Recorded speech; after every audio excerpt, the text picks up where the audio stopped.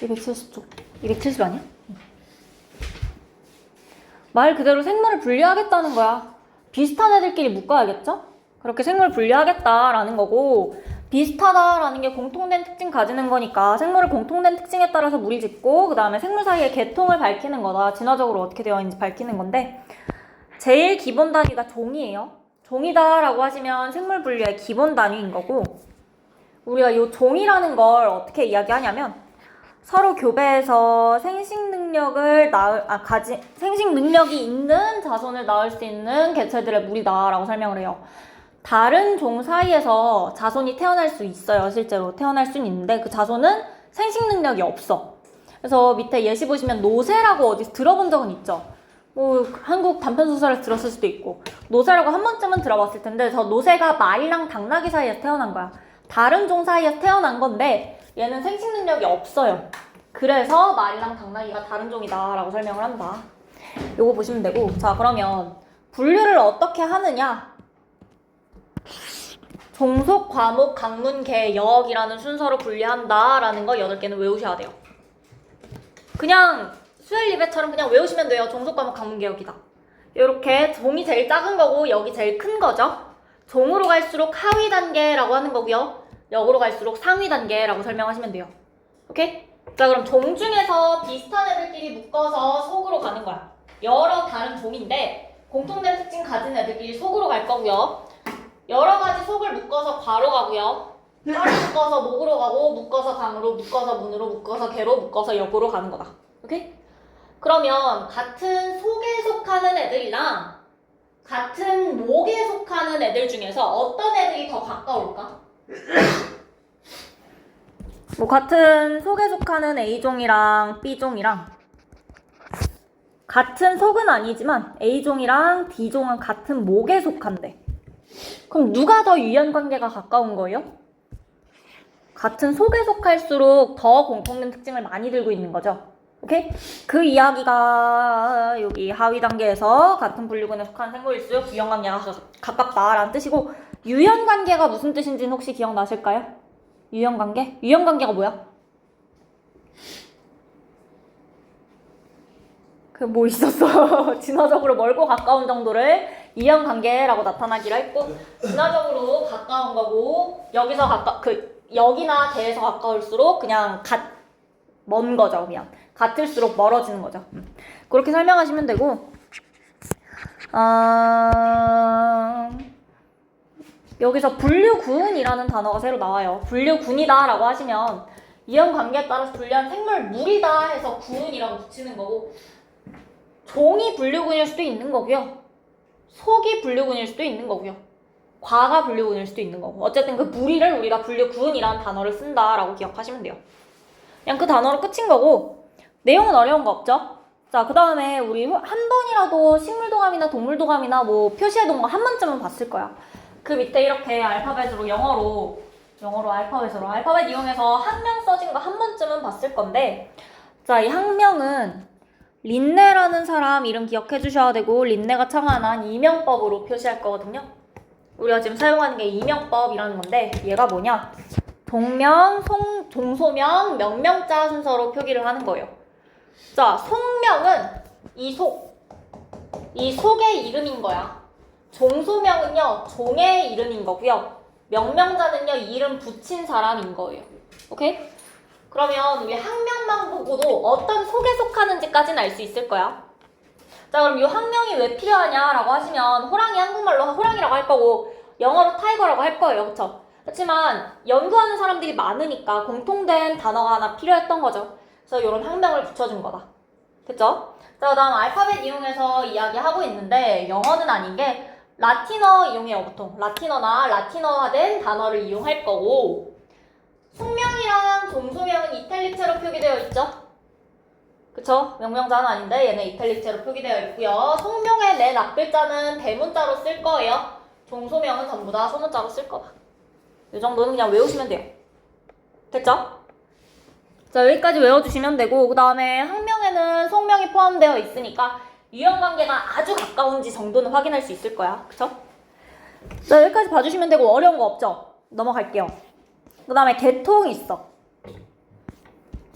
계통이라는 단어 자체는 다양한 생물들 간의 진화적 유연 관계를 계통이라고 하는 거고요. 그리고 계통수라는 게 나오는데 여기서 말하는 요 수라는 게 음수, 양수할 때 숫자예요. 무슨 뜻이야? 나무라는 거야. 이렇게 표현할 거거든요. 나뭇가지처럼 표현했다고 계통수라고 표현할 거예요. 자, 그래서 이 계통수는 생물의 계통을 나무 형태로 표현한 거고, 자, 위쪽에 여러 가지 분류군 혹은 종이 있고요. 공통되는 거, 공통 조상이 있을 때 묶어서 설명을 해줄 거야. 그리고 모든 생물은 하나의 공통 조상에서 기원했으니까 계통수 그리고 나면 가지 하나, 결국 공통 조상 하나 있을 거예요. 그쵸? 자, 그러면 공통 조상을 가지는지 아닌지는 어떻게 파악하냐? 얘네 둘 사이에 공통점이 있는지 없는지를 보면 돼. 오케이? 침팬지랑 걔가 공유하고 있는 공통점이 있으니까 저기다가 가지를 친 거예요. 까치랑 악어가 공유하는 공통점이 있으니까 저기다 가지를 친 거고, 그 다음에 도마뱀이랑 악어랑 까치랑 모두 다 가지고 있는 공통점이 있으니까 가지를 친 거야. 그쵸? 모두 다 생물이라는 공통점이 있으니까 하나의 가지로 올 거고요. 됐을까요? 자, 그러면 우리가 계통수를 보고 개랑 악어랑 아니면 악어랑 도마뱀 중에 누가 더 유형관계가 가까워요? 개랑 악어니 악어랑 도마뱀이니? 악어랑 도마뱀이죠. 공통조상이 더 앞쪽에서 있거든요. 악어랑 도마뱀이. 그래서 악어랑 도마뱀의 유형관계가 더 가깝다라고 설명할 수 있는 거고, 그걸 최근의 공통조상을 공유할수록 가깝다라고 설명하는 거야. 최근 공통조상인 거죠. 더 멀어지니까 여기가. 됐을까요? 이렇게 설명할 수 있을 거고, 특징 가진다라는 건 걔는 리을이랑 기억이랑 특징 가진다. 이 경로에 위치한 특징들 가질 거고, 악어는 이응, 미음, 니은에 해당하는 특징 가질 거고. 오케이? 계통수도 할 수 있겠죠? 어려운 거 없죠?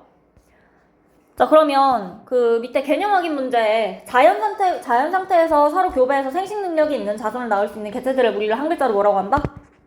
이게 종의 정의다. 그 다음에 분류계급은 종을 가장 하위 단계로 하고요. 뭐에 따라서 점점 묶는다? 서로 관련 있는 거. 유연 관계에 따라서 묶을 거예요. 자, 그 다음에 학명은 린네가 창안한 어떤 법으로 표기한다? 이명법으로 표기하고 있는 거고요. 그쵸? 자, 그 다음에 계통을 나무 형태로 표현한 것을 계통수라고 한다.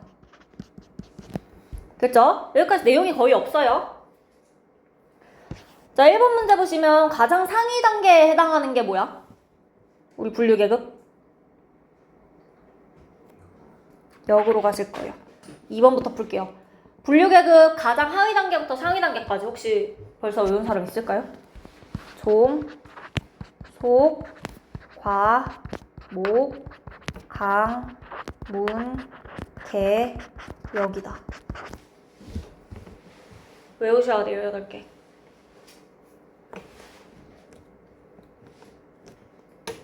자, 그러면 1번에 2번. 여러 강이 모이면 뭘 만들어요? 문을 만든다. 같은 속에 속한 두 생물은 같은 과에 속하겠니? 다른 과에 속하겠니? 같은 과에 속할 거예요. 속이 모여서 과가 되는 거니까. 자, 그 다음에 이명법으로 학명을 표기하는 방법. 뭐부터 쓴다? 속명부터 쓴다. 그 다음 가운데 뭐 쓴다? 종소명이라고 하고요. 마지막으로 명명자 써줄 거예요. 명명자는 생략이 가능해요. 명명자 이름 붙인 사람 이야기하는 거고. 자, 그 다음에 4번에 1번 계통수의 가지 끝에는 하나의 종이나 분류군이 있는 거고요. 분기점이라고 하시면 요 갈라지는 지점을 분기점이라고 해요. 분기점, 여기 단어가 위에 있었다. 갈라지는 지점을 분기점이라고 하는데, 분기점에는 갈라진 모든 종의 공통조상이 위치한다. 분기점에 위치하는 거 맞고요. 그 다음에 최근의 공통조상을 공유할수록 유형관계가 가깝다고 했죠. 됐지? 여기까지는 내용도 별로 없고 그냥 종속과목 강문기억까지만 외우시고 속명, 종소명, 명명자만 외우시면 되는데, 자, 그 다음 페이지 한번 볼게요. 생물 분류 체계가 나와 있거든요. 자, 지금 우리가 종속, 과목, 강문, 개, 여까지 왔죠? 맞아요? 자, 생물 분류 체계는 종의 특성을 비교해서 유형관계 가까운 것끼리 묶어놓는 걸 분류 체계다. 이 분류 체계 이야기를 하는 건데, 얘가 여러분 아마 부모님들께 여쭤보시면 종속, 과목, 강문, 개에서 끝날 거예요. 종속, 과목, 강문, 개까지는 아실 건데 역은 아마 모르실 거야. 그 이유가 뭐냐면요. 18세기 초에 방금 나왔던 그린네라는 사람이 이계를 먼저 만들었어. 식물이랑 동물이었어. 모든 생물을 식물이랑 동물로 나눴던 거예요, 저 때는. 자, 그런데 그 다음에 3계가 나왔어요. 원생생물이라는 게 끼어들어갔거든? 이 원생생물은요, 식물도 아니고 동물도 아닌 애들 싸그리다 넣어서 원생생물이라고 불렀었어.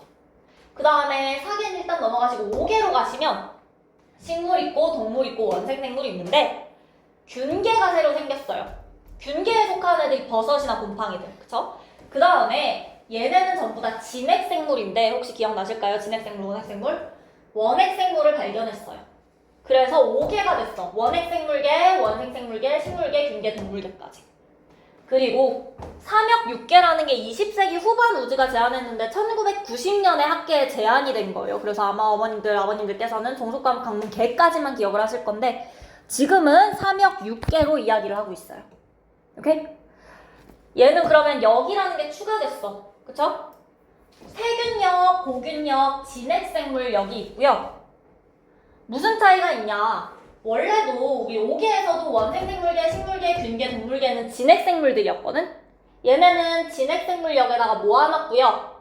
원핵생물을 봤는데 과학이 발전하고 나니까 원핵생물의 커다란 두 그룹으로 뚜렷하게 구분된 애들이 있었던 거야.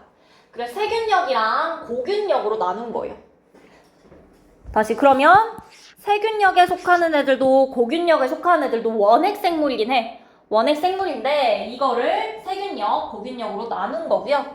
그 밑에 개는 진정세균계고요. 고균계, 그 다음에 식물계, 균계, 동물계, 원생생물계까지 6개 있더라.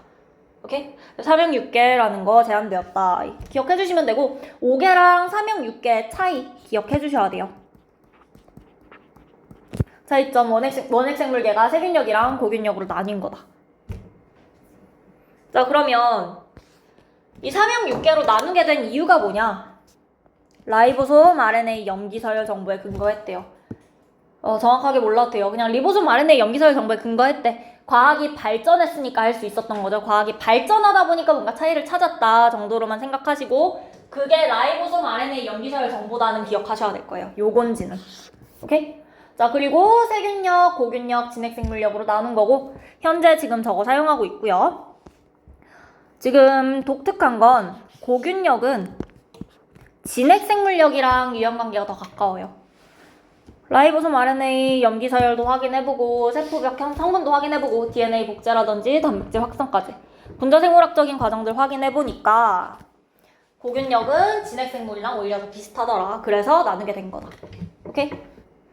자, 여기까지 봐주시면 되고 그 밑에 탐구 자료창 있는데 두 가지 다 외우셔야 돼요. 일단 다 외워야 되고 자, 일단 첫 번째로 세균역이랑 고균역이에요. 얘네 둘 다 원핵생물이라고 했어.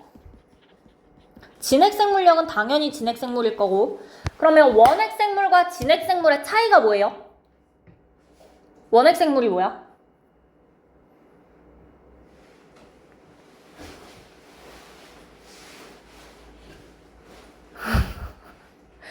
병원체 할 때 우리 이야기 했었죠? 병원체 중에서 원핵생물인 거 뭐 있었는데?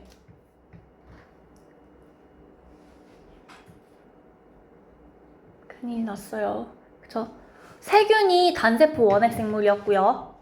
원생생물은 대부분 단세포 진핵생물이라고 했고 균계는 대부분 다세포 진핵생물이다 라고 설명했었거든요. 오케이? 원핵생물은요. 핵막이랑 막으로 둘러싸인 세포소기관이 없다라고 했었어. 기억하셔야 돼요. 자, 그럼 세균역이랑 고균역 둘 다 원핵생물이라고 했으니까 핵막이랑 막으로 둘러싸인 세포소기관은 안 가져요. 이것까진 괜찮아. 자, 그런데 차이가 세포벽의 성분에서 나타나는데 세균은요, 그 병원체 세균 보시면 세포벽으로 둘러싸여져 있다라고 되어 있고요. 옆에 보면 페니실린 설명이 왼쪽에 적혀 있을 건데, 페니실린이 이 세포벽의 합성을 방해한다 이야기 나와 있을 거거든. 그게 펩티도글리칸이 포함된 세포벽이에요. 그 세균력은 펩티도글리칸이라는 성분이 들어있어서 끈적끈적해서 잘 달라붙는데, 고균력이랑 진핵생물력에 해당하는 그 생물들은 펩티도글리칸이 포함된 세포벽을 가지지 않아요. 얘 둘이 공통점인 거야, 지금은. 오케이? 자, 그 다음에 히스톤과 결합한 DNA 되어 있는데, 히스톤이 뭐야? 히스톤? 단백질인데, 어디에서 그 배웠던 단백질이죠? 어떻게 되어 있는 단백질이야? 누구랑 결합해 있겠어? DNA랑 결합해요. DNA랑 히스톤이랑 결합해서 구슬 모양의 구조. 그거 우리가 뭐라 그랬어? 5글자였어. 뉴로 시작했어. 뉴클레오솜. 맞아요? 그때 말했던 그 히스톤이에요. 자, 근데 이 히스톤이랑 결합한 DNA가 세균력은요, 아예 없는데 진핵생물력은 다 있어요. 고균력 같은 경우에는 일부가 있어요. 있는 경우도 있고 없는 경우도 있고 일부 있다 정도로 이해하시면 돼요. 자, 그 다음에 염색체 모양에 대해서 나와 있는데 원형이랑 선형이 있거든요. 자, 원형이라는 건 말 그대로 선형부터 하자. 선형이라는 건 내 몸에 있는 염색체를 쫙 풀어. 쫙 풀면 끝이랑 끝이 이어져 있지 않은 그냥 실이 될 거예요. 그런데 원형은요, 끝이랑 끝이 없어요. 하나로 이어져 있어요. 쫙 풀어보면. 그래서 우리가 원형이다 라고 이야기를 하는 거고, 세균력이랑 고균력은 원형을 가지고 진핵생물력은 선형을 가진다. 오케이? 요거 외워주셔야 되고, 그러니까 고균력 보시면 지금 어떤 건 세균이랑 비슷해. 원핵생물에 해당하니까. 근데 진핵생물이랑도 상당히 비슷했다는 거죠. 그래서 이렇게 3형 6개로 나눌 필요성이 생겼던 거고, 결론은 고균력은 진핵생물력이랑 이형관계가 더 가깝다. 요거는 꼭 기억하셔야 되는 거고요. 자, 그 다음 진핵생물력에는 4개의 계가 있는데 원생생물계, 식물계, 균계, 동물계 이렇게 4가지 있거든요. 자, 근데 원생생물이 뭐라고 설명했는지 기억나? 원생생물이 뭐라고? 식물도 아니고 동물도 아니고 이제 균계까지 생겼으니까 균계도 아닌 거 싸그리 다 모아놓은 게 원생생물계예요. 그래서 사실은 아직도 원생생물계는 논란이 많아. 저걸 나눌 수 있다 없다 가지고. 그래서 특징 보시면 주로 일부 정확하게 정의되어 있지 않아요. 얘 정의 자체가 여기에 속하지 않는 진핵생물들이거든. 그래서 다 특징이 애매해 얘는. 오케이? 애매하고 식물계는요, 일단 식물들 다세포생물이죠. 동물도 다세포생물이고요. 균계는 주로 다세포예요. 단세포인 경우도 있다는 거예요. 자, 그 다음에 세포벽 같은 경우에 식물 있어요. 균계도 있어요. 동물은 없죠? 원생생물 애매해요. 있을 수도 있고 없을 수도 있고요. 그 다음에 광합성 활동은 식물은 해요. 버섯이랑 동물 안 하죠? 원생생물 애매해요. 오케이? 자, 그래서 여기서 이제 주로라는 단어가 나오기 시작하는데 병원체를 할 때까지는 내가 그냥 원생생물은 단세포 진핵생물이라 외워라. 그냥 균류는 다세포 진핵생물이라고 외워라 라고 했는데 이제부터는 이게 주로인지 전부인지 판단해 주실 거예요. 그것도 구분해서 외워줄 거고 밑에 여기 결론은 균계는 동물계랑 오히려 더 가깝다 라는 것까지. 됐어요? 자, 그러면 아마 여러분이 옆 페이지를 다 보셨을 건데 딱 봐도 외워야 되게 생겼고요. 실제로 다 외우실 건데 일단 6개 개별로 특징을 쫙 놔준 거고요. 우리 병원체에서 이야기를 한 것처럼 좀 몇 가지로 정리를 해볼 거야. 근데 일단 밑줄부터 끊고. 자, 세균력에 속하는 진정세균계는요, 단세포 원핵생물이에요. 막상 세포 소기관이 없다. 요거는 원핵생물의 특징이니까 굳이 쓸 필요 없겠죠. 원핵생물이라고만 치시면 돼요. 자, 그 다음에 DNA는 원형 DNA 가지고 있을 거고요. 그 다음에 대부분 종속 영양생물이고요. 펩티도글리칸으로 이루어진 세포벽이 있어요. 밑에 설명은 조금 이따가 다시 볼게요. 자, 그 다음에 고균계는 단세포 원핵생물이고요. 원핵생물이니까 당연히 막상세포 소기관이 없고요. 원형 DNA를 가지는데 일부 DNA가 히스톤이랑 결합하고 있어요. 종속영양생물이고요. 세포벽이 있는데 펩티도글리칸이 포함되지 않은 세포벽이에요. 자, 자, 그 다음 원생생물계. 정의부터 애매하죠. 식물계, 균계, 동물계 아닌 진핵생물이다. 그래서 전부 다 특징이 애매해. 대부분은 단세포 생물이고요. 진핵생물역에 속하니까 진핵생물이고요. 막성세포소기관 당연히 가질 거고요. 그 다음에 선형의 DNA 가지고 히스톤이랑 결합하고 있어요. 자, 그 다음에 종속영양생물, 독립영양생물, 혼합영양생물 다양하다. 그 다음에 세포벽 있을 수도 있고 없을 수도 있는데 있는 경우에는 셀룰로스로 이루어진 세포벽 가지고 있다. 자, 그 다음 식물계 다세포 진핵생물이고요. 선형의 히스톤과 결합한 DNA 가지고 있을 거고요. 독립영양생물이고요. 세포벽이 있어요. 셀룰로스로 이루어져 있어요. 자, 그 다음 균계는 다세포 진핵생물인데 대부분 다세포 진핵생물이고요. 선형의 히스톤 결합한 DNA 가지고요. 종속영양생물이고요. 세포벽이 있어요. 키틴젤로 이루어진 세포벽이 있어요. 자, 동물계 다세포 진핵생물이고요. 선형의 히스톤과 결합한 DNA 가지고 종속영양생물이고 세포벽이 없다까지.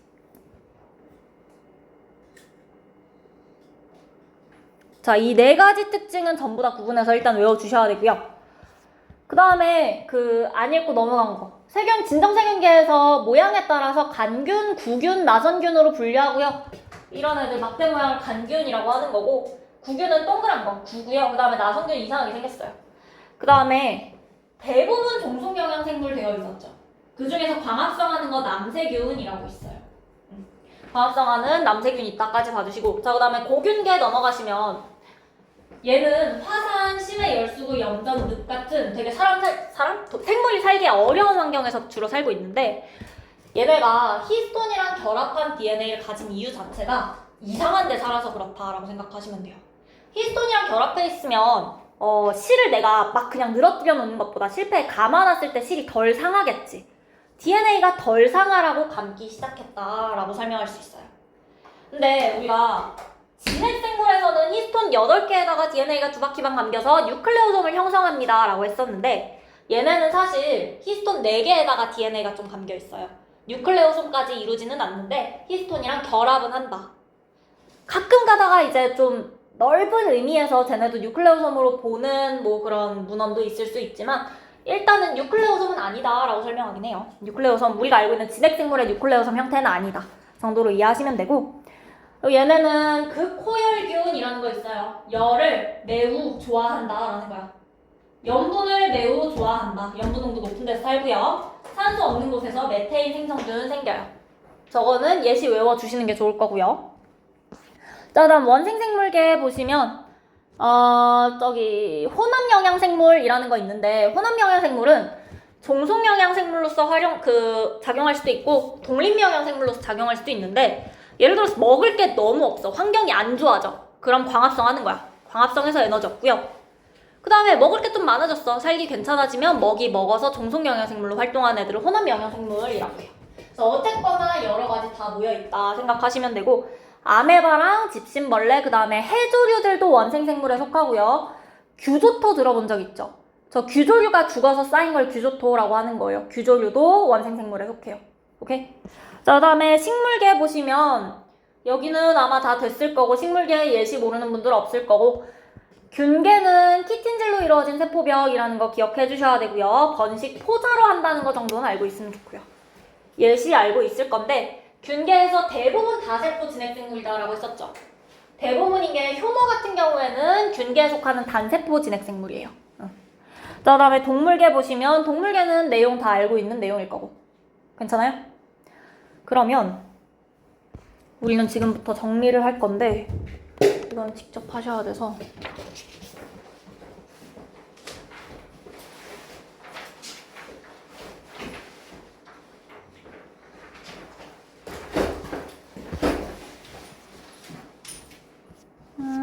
어딨어? 메모가 아니네.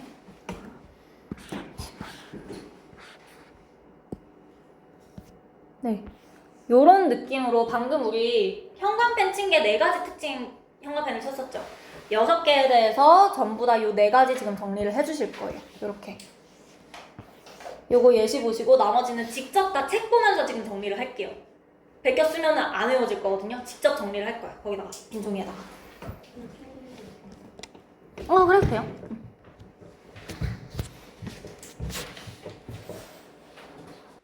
문제는 어떻게 나오냐라고 하면 뒤쪽으로 좀 넘어가 보시면 280쪽에 15번 있거든요. 이런 식으로.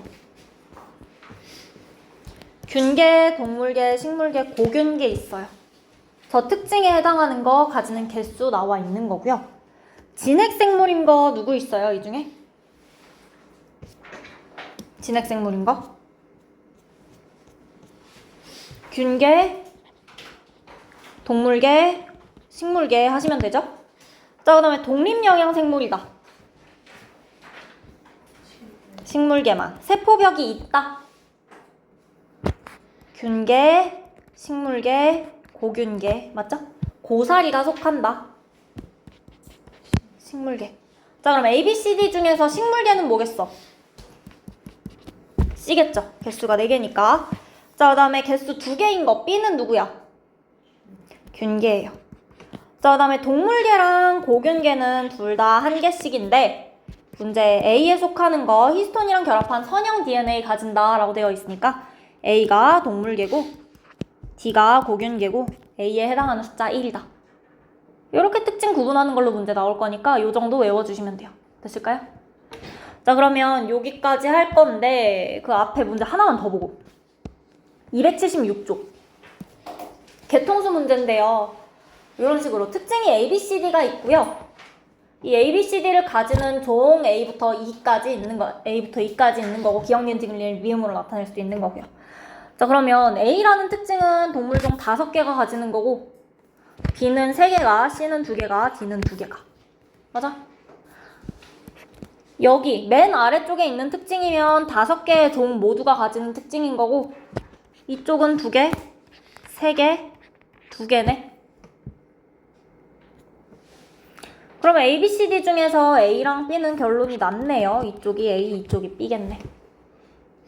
그 다음에 C랑 D는 어떻게 구분하면 되겠어요? C 같은 경우엔 B랑 공통조상을 공유하고 있는 거죠. 그쵸? 그러면 C가 이쪽, D가 이쪽. 개통수 문제는 개수 세가지고 문제 이렇게 푸시면 돼요.